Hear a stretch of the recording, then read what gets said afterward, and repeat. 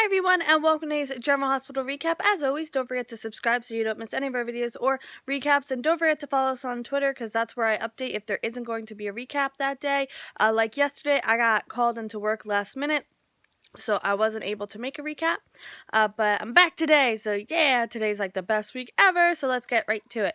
At the Haunted Star, Johnny and Lulu have a drink together. Johnny asks Lulu if he can stay at the Haunted Star and maybe have a loan, because fugitive life isn't exactly as fun as he thought it would be.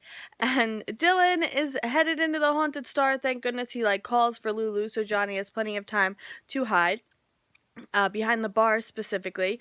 She tries to get Dillon out of there, but he wants to help her set up the Haunted Star for Christmas. He also wants to know if he ruined their friendship. She says she's not going to take her anger at Dante out on him, and they can press the reset button, and he's really happy to hear that. She tells him that her and Dante are officially separated. She changed her mind, but he had already signed the papers. And Dillon's like, well, maybe he only signed them because, he thought that's what you wanted. And she's like, trust me, he wants our marriage to be over. He tells her he's moving back to LA, but he's not leaving before the holidays. And then Johnny is making snide comments behind the bar, and he's flipping his keys much like I do, and he drops them and alerts Dillon to his presence. At Dante's, Dante brings Valerie back to his place. They had to sneak there, and they're kissing and about to sleep together again, but there's a knock on the door. It's Olivia! And with Rocco, and Olivia wants to talk to him about this nonsense with Lulu and what's stopping them from getting back together. Hint, she's in the other room. So Olivia calls him out on giving up and says he needs to do whatever it takes to save his marriage, and she asks him if he even wants to save his marriage. So he says he's apologized to Lulu and she won't accept, so what's he supposed to do? I don't know, maybe not keep sleeping with her cousin. I don't get it. It's oh, she won't forgive me immediately for betraying our marriage. What am I to do? I can't with him. And let's not forget that Valerie kind of put this whole thing in motion because she's the one who planted the seed in Dante's head about Lulu cheating, because she saw Lulu and Dillon hug. Oh my god, such a scandal. So I feel like that little detail has been forgotten, so I just want to bring it up again. Even if Lulu had done everything she everything she did and Valerie hadn't planted that seed, I'm sure everything would have still been fine. But anyway, Olivia tries to talk some sense into him.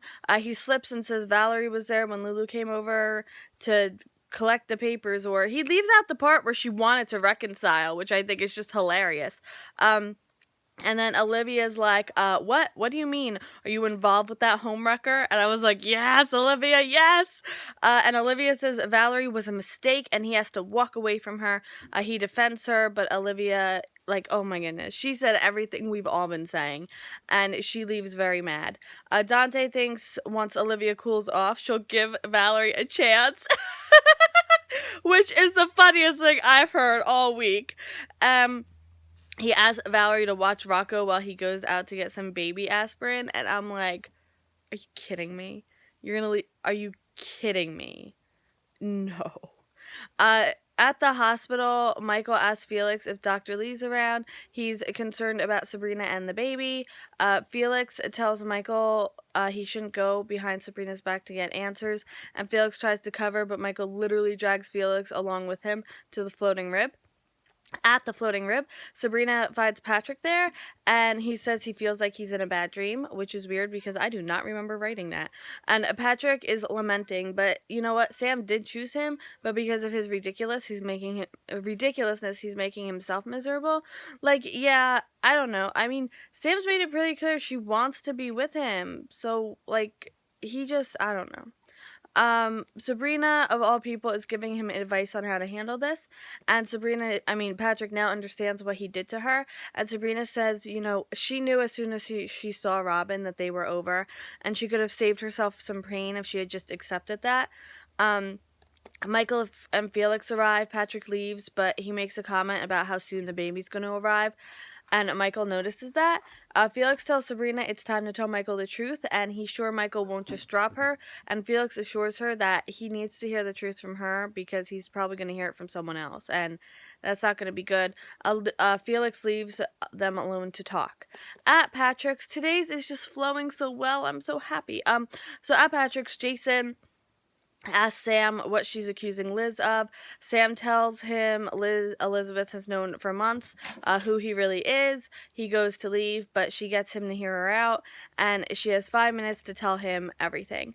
She brings up the chapel incident. She also tells him about Jake telling Danny about the secret about him, and he says he still hasn't heard any, proof, which is true.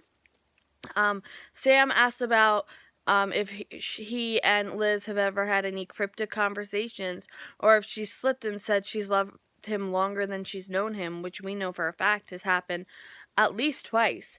And he asks if she's just working an angle for them to get back together. She says she's not trying to get him back. He just deserves to know the truth about his life. And, if he knows the truth and still chooses to be with Elizabeth, that's fine with her. I don't know if that's, 100% truthful, but you just look at her, she's already accepted it up until now that he's still living with Elizabeth, She wants him to trust his instincts, most importantly, and she says, look into my eyes and go home and look into Elizabeth's eyes, and then he'll know the truth, which is, spot on. Patrick comes back. They talk a little bit. Sam says what Jason chooses to do with the truth is up to him.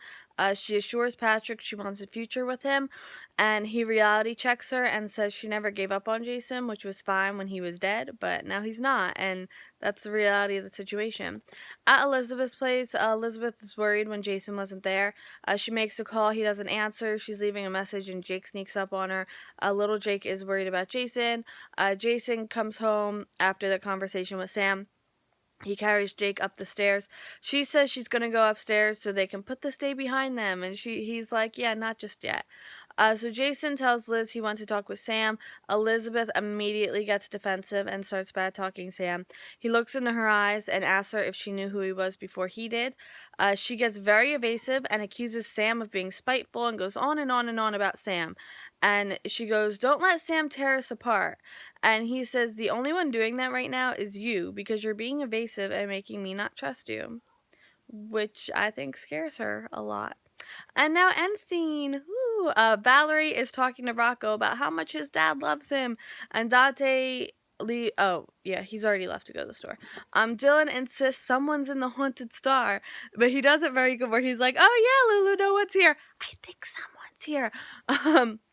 And she's like, no, let's go out to eat. No, let's go out to eat. She does get out the door, but he rushes the bar and finds Johnny.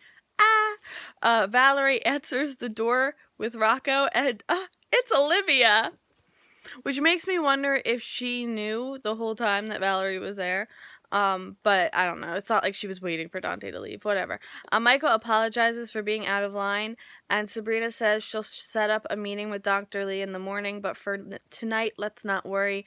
She wants to have a final, I guess, goodbye in case Michael does choose to leave her. Patrick breaks up with Sam, but it's actually really nice and sweet. It's not spiteful or anything like that. Elizabeth won't give him an answer. By him, I mean Jason. She just talks about their family and why does he want to throw it all away? And, she accepted him, no question asked, so why can't he do the same for her? But he just he pushes the issue. Obviously, he's like, why won't you just give me an answer? Why won't you give me an answer? And she admits that she lied and that she knew who he was. So basically, I cannot wait until tomorrow, which I will definitely be here for, I promise. Yesterday was an anomaly. But thank you so much for checking out today's General Hospital recap video. I never say it like that. If you liked it, please give it a thumbs up. It would mean so much. My thumb is very short. And also, if you're looking for a charity to give to this holiday season, I have a link down below for a YouCaring campaign. We're trying to save our animal sanctuary, and even a $1 donation would mean so much. And if you can't donate, if you could please share, it would also mean so much to me. I will see you tomorrow for more General Hospital, and I hope you have a great day. Bye!